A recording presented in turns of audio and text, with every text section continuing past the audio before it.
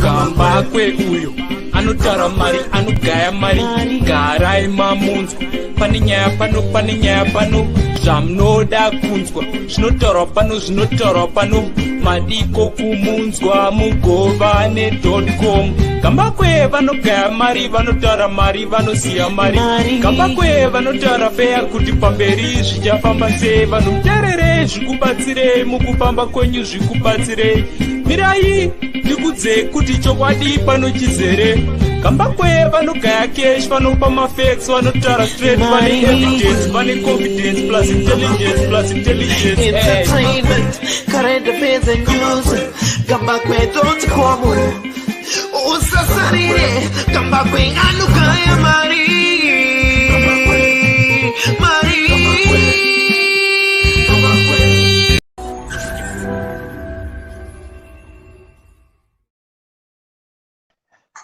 Right, 18 July 2022, and today I've got a very, very quick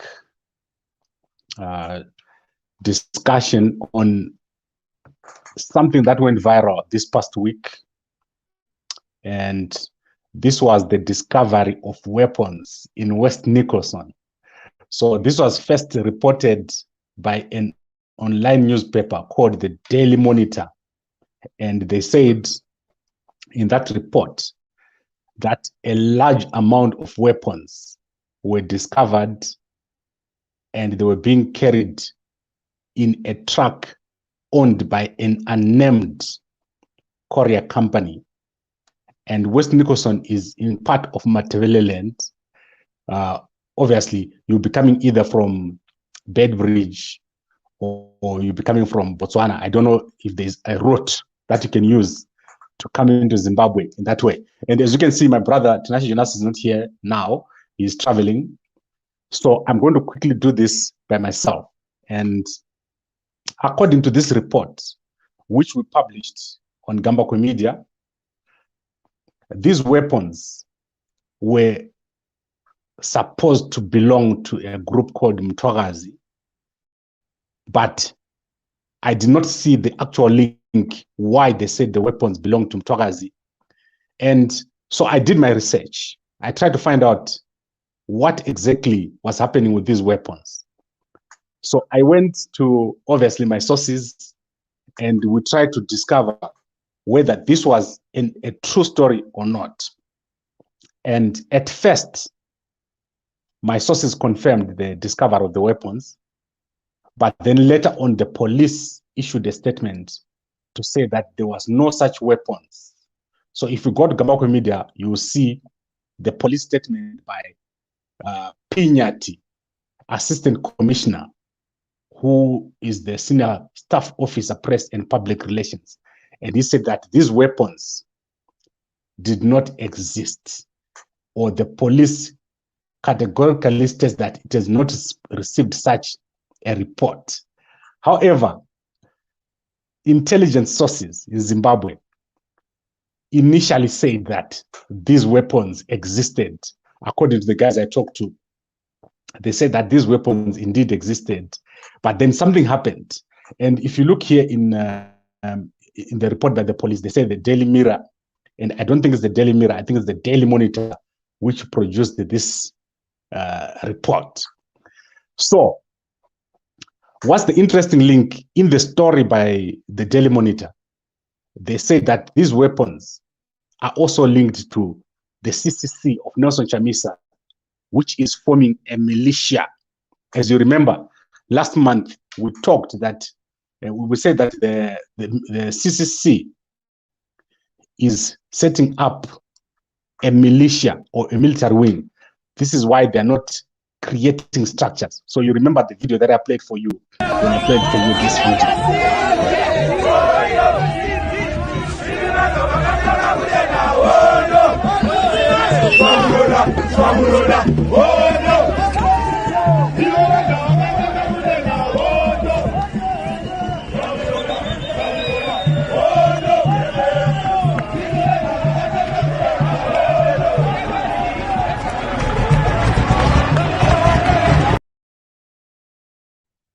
Right. So, as you can see from that video, the young guys there are not armed, but they managed to attack the home of a ZANU PF councillor there during the funeral of Mo Blessing Ali. So, as we speak right now, Job Scala is in court based on threats that were made during this particular period. So, this all comes together. This comes together.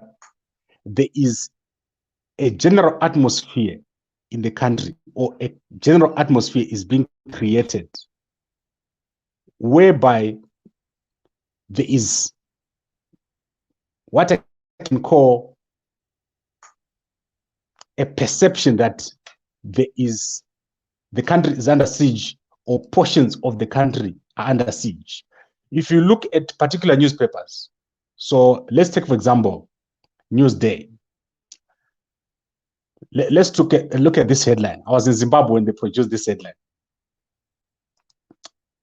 I'm not free anymore, ED. So this was where they said President Mnangagwa is no longer feeling free and safe. Then today's headline, 2017 coup skeletons haunt ED, and then death threats on Chamisa. And there was another one about 2-3 weeks ago, where two armed guys or people were arrested at a rally which was being addressed by President Mnangagwa. It's also reported in the Newsday. There's also the reports that we've carried before of the search on Prophet Walter Magaya and various other residences where weapons were reported to state security agencies. And it was said that their weapons there that were meant to, or large quantities of weapons. So what I'm trying to explain here is, when we hear such a story, or when I see such a story, initially I take it as a credible story. And then when the police refute it, obviously we have to take what the police say. But there is something deeper behind such stories. And as we move towards the 2023 elections, this is going to become a very, very important issue. The perception that we are under siege, the perception that there are people who are armed, who can use another method to change the governance of the country, which is not the election. So I want to quickly look at whether Mtwakazi or Chamisa can actually attack in Zimbabwe. And I've given this a lot of thought. And the truth is, it is possible right now. The CCC is structured the way it is. It is a very, very dangerous organization. I do not want to even go into the details of what I can think they're capable of, because everything is being done in the shadows. And when things happen in the shadows, you can have alliances that you cannot explain. Alliances that, if you look at what has been happening this week, ZANU PF is a very, very strong political party, politically. But you are seeing people that are strategically dismantling the leadership of ZANU PF by pitting one side against another.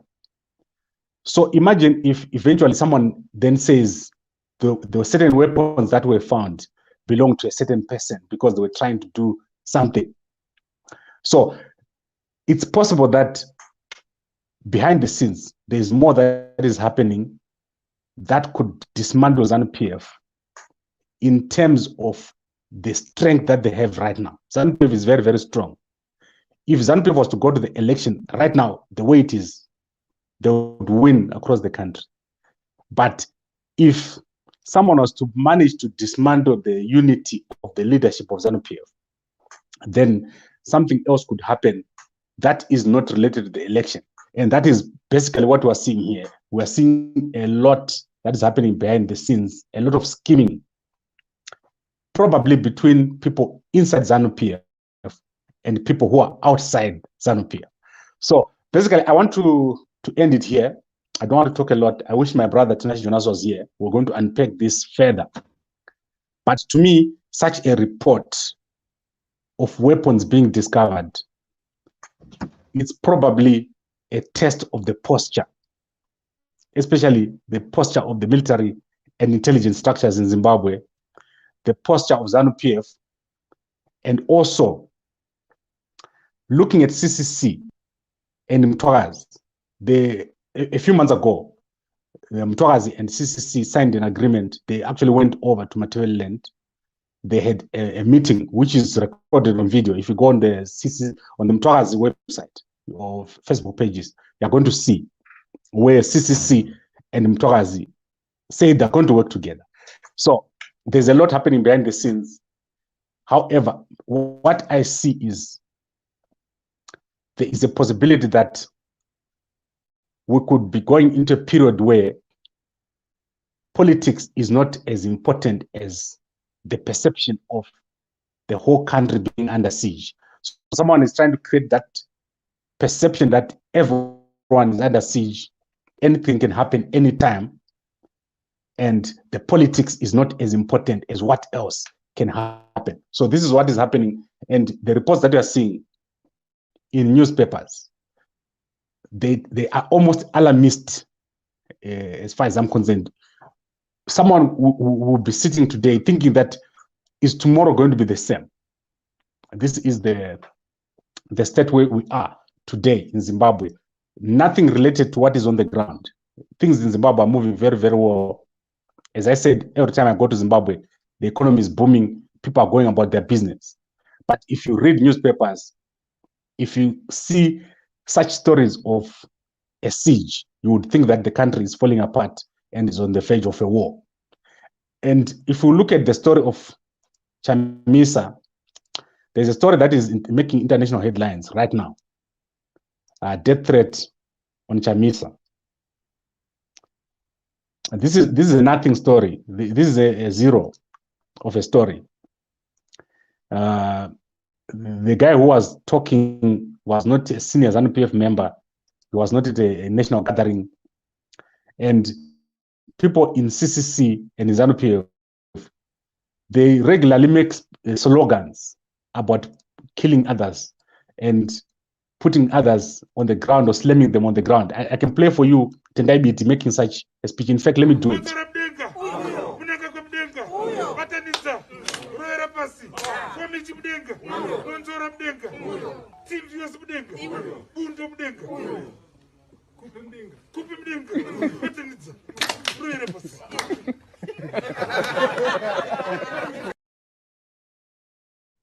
So it looks funny, but it's not. Zimbabwean politics has got these slogans where people say Pasinaye, kill him, destroy him. These things happen on both sides, on CCC side and on ZANU PF side. So when people tell me that Chamisa is going to be killed, it doesn't make sense to me. In fact, I think the government of Zimbabwe is very friendly to the opposition. Chamisa has been freely moving around Zimbabwe. Other opposition leaders have been freely moving around Zimbabwe. But the biggest threat to ZANU PF right now is not the opposition. The biggest threat to ZANU PF is ZANU PF, internal people in ZANU PF. Especially what I explained, that there's a third force. You remember when I said there's a third force, and the third force is starting to emerge. And you also remember that I said that there's a third layer or a second layer, which is looking beyond the presidents of President Mnangagwa. And this second layer is very, very dangerous. It's creating the perception of a siege. And eventually you're going to see them fighting in the open, openly fighting each other and causing chaos and probably threatening the victory of ZANU PF in the coming elections. Because the only person right now who can make ZANU PF lose is ZANU PF. ZANU PF is a very, very strong political party. They've got no opposition in the CCC, which is very, very weak, directionless, structureless, and lack ideology. You cannot see right now. If you ask CCC what is their ideology, they've got no ideology. If you ask them what is their plan, they don't have a plan. If you ask them what they will do if they win, they don't have a plan. It's a party that cannot challenge ZANU PF. ZANU PF is way on the way to win the elections. The only way that ZANU PF can lose if they have a weak structure at the top, if there's fighting. So someone is trying to create that weak structure so that ZANU PF can lose. However, it is chaotic. If that was to happen, if ZANU PF was to have a weak leadership going into the election, the result is chaos. Many CC people think that if President Mnangagwa was to leave, then they'll walk in to State House. That's not true. If President Mnangagwa was not there to contest the 2023 elections, the alternative that is going to be there is very, very dangerous. It could plunge the whole country into chaos, especially, as I said before, if Chamisa was to win the election and there's no structure in CCC, that is the most dangerous thing that can happen. The whole country will just descend into chaos. It will become ungovernable. Right. I want to go through the comments now that are here. And then I want to see if there's anything which is interesting here. Police yakazviramba izvo. Yes, we said the police said there were no weapons. But initially, see how long they took to issue this statement. And this was even reported in state media, these weapons. And right now, they were reported internationally. If you look at international media, they've reported on the finding of these weapons. And these weapons are linked to the CCC, to Mtwagazi, in all these media reports. Then let's go to, let me look for someone serious here.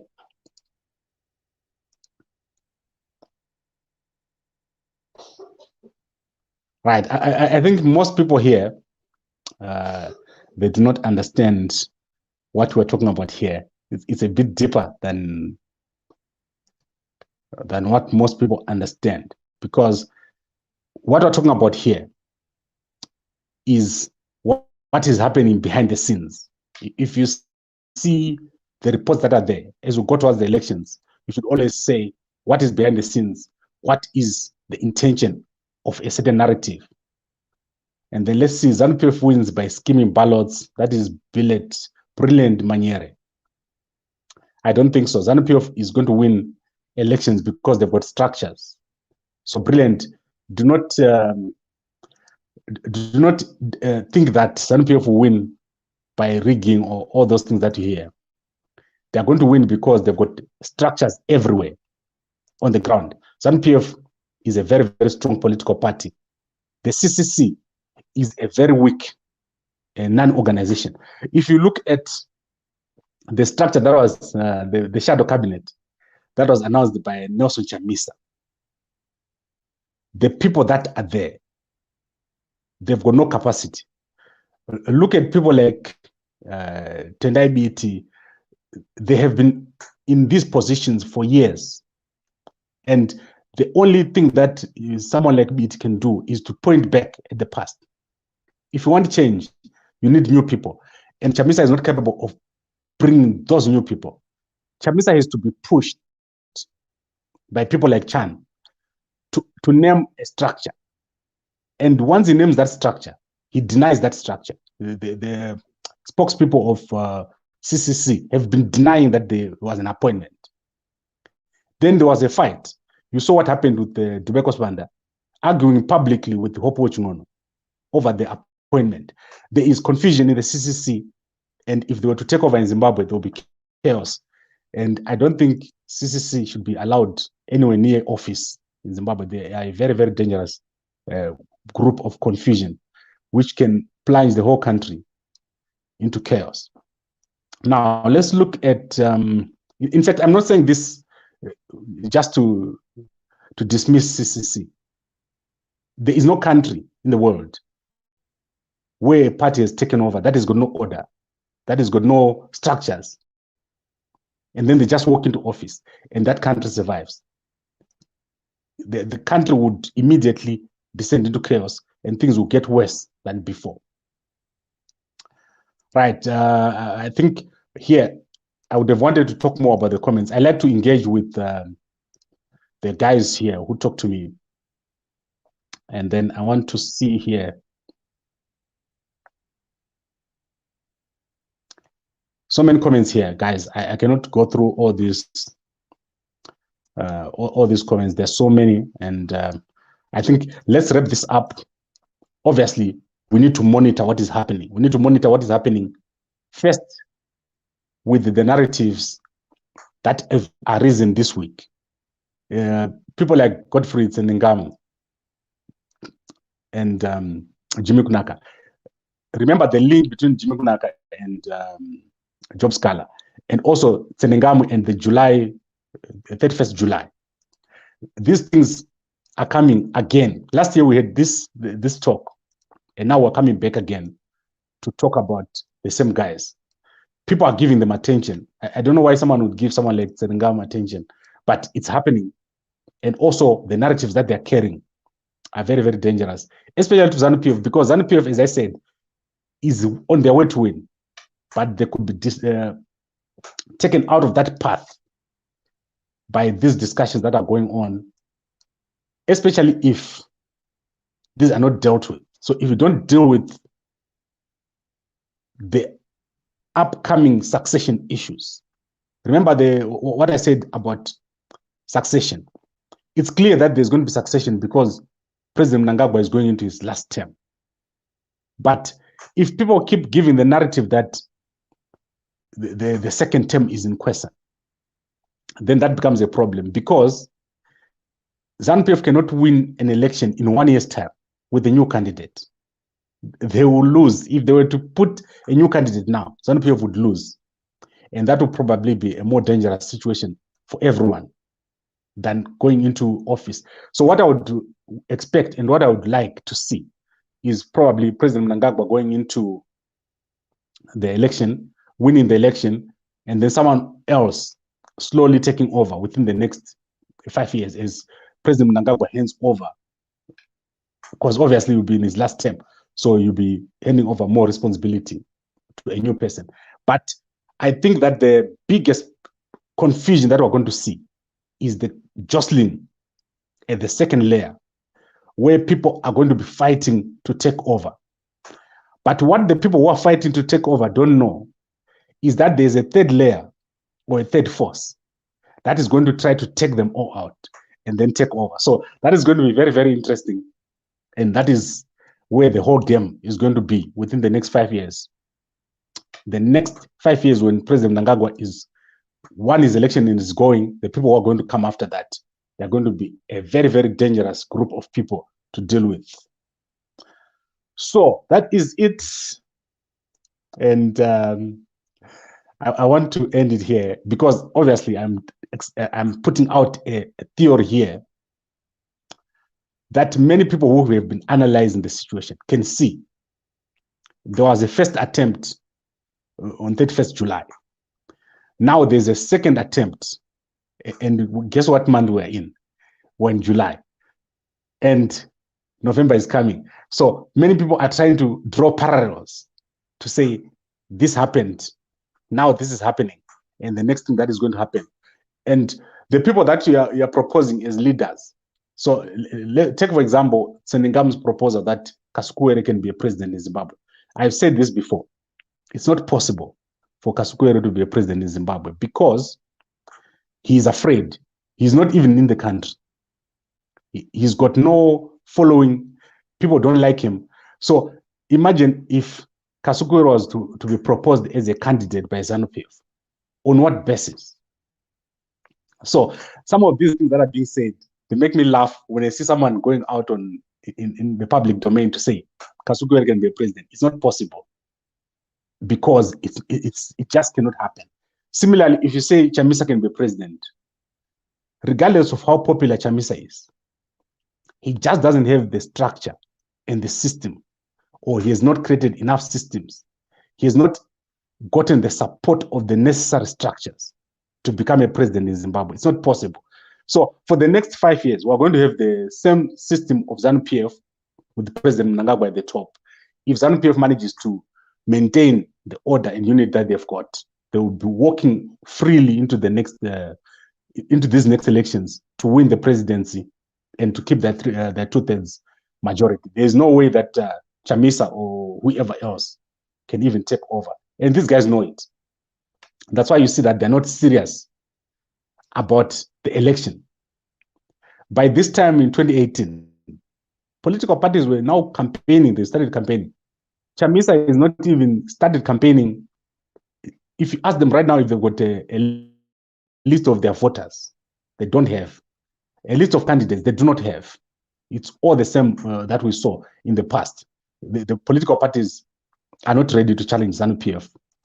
And the only opposition to ZANU PF is ZANU PF. If ZANU PF mess this up, they're going to lose, but it's not possible for the opposition or anyone else to take over from them. Right, I think I've talked enough, and next week I'll try to bring my brother Tinashe Jonas. If you want to see the report from the Daily Monitor, I'll put the link where they said the weapons were found under tiles, and they were in a car owned by a courier company which is not named. And obviously, to me, it looked like a story that was planted for a specific purpose. And also the rest of the stories that we're seeing now, as we go towards the elections, they're being planted. And to me, it's clearly to create a siege. So a situation of a siege, that the whole country is under siege and something is just about to happen. And that obviously will make a lot of people very, very excited, and some other people very, very worried. So that is what we have at the moment. Okay, thank you very much for watching, everybody, and we'll talk again tomorrow. Tomorrow I'll be back. It's a Tuesday. I'll be with Dr. Fedias Mteneri.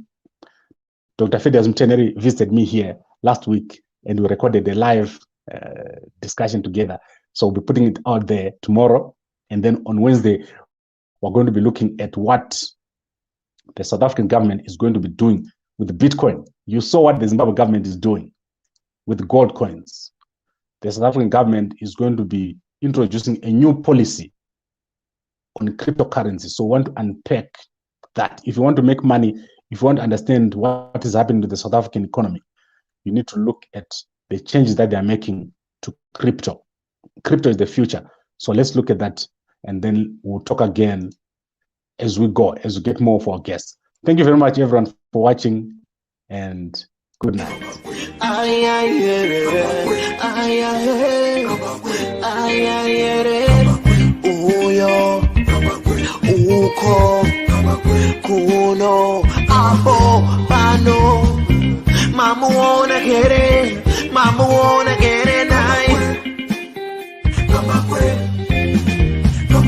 Ano pura meso, ano pura nzebe, ano kaya mari.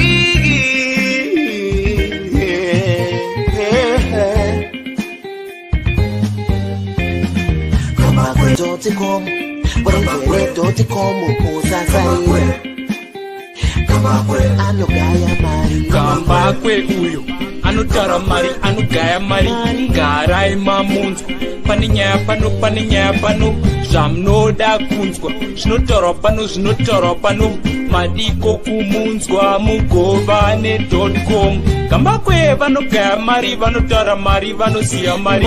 Kamba kwe vanotaura feya kuti pamberi zvichafamba sei. Vanhu terere zvikubatsirei mukufamba kwenyu zvikubatsirei. Mirai ndikudze kuti chokwadi pano chizere. Kamba kwe vanogaya cash vanopa mafacts vanotaura straight vane evidence vane confidence plus intelligence Entertainment, current affairs and news.